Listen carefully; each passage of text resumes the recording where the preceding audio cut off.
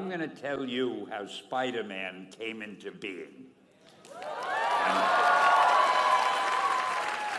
It's a true story, although sometimes it's hard even for me to believe it. But we had already done the Fantastic Four, and I think maybe the X-Men. I can't remember the order, but my publisher came to me, and he said, "Stan, I want you to come up with another superhero."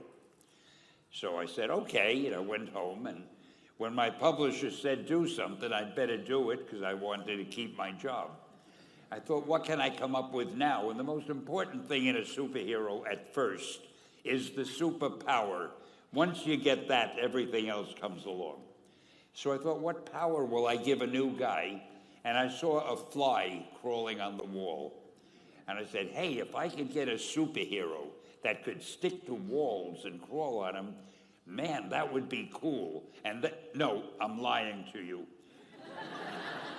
I don't think the word cool was in use then. I probably said it'll be groovy.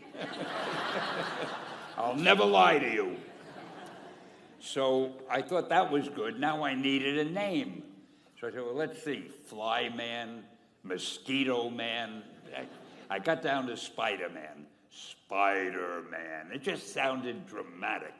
So, okay, I had my hero, I had his power, his name, and then I figured just for fun, I'm going to give him personal problems, because except for you people that your lives are perfect, but most other people have personal problems.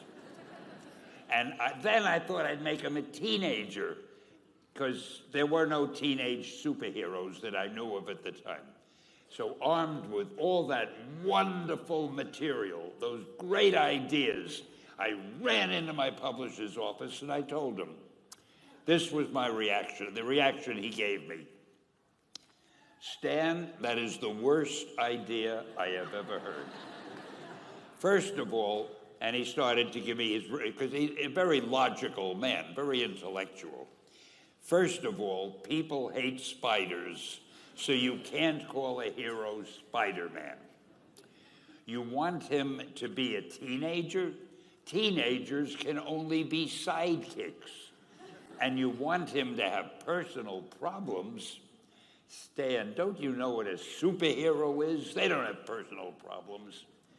Well, I left the office disappointed, but obviously a much wiser man. And I couldn't get Spider-Man out of my system.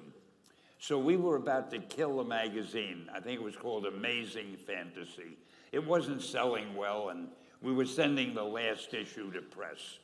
When you do the last issue of a magazine, nobody cares what you put in it because the book is dying. Just to get it out of my system, I put Spider-Man in Amazing Fantasy, featured him on the cover, forgot about it.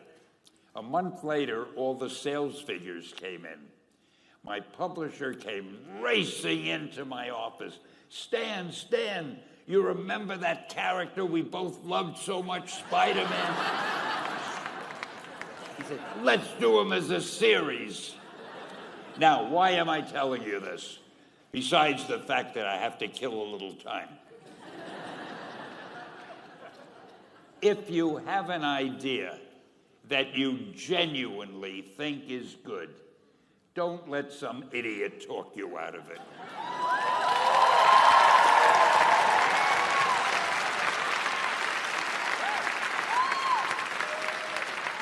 Now, that doesn't mean that every wild notion you come up with is going to be genius, but if there is something that you feel is good, something you want to do, something that means something to you, try to do it.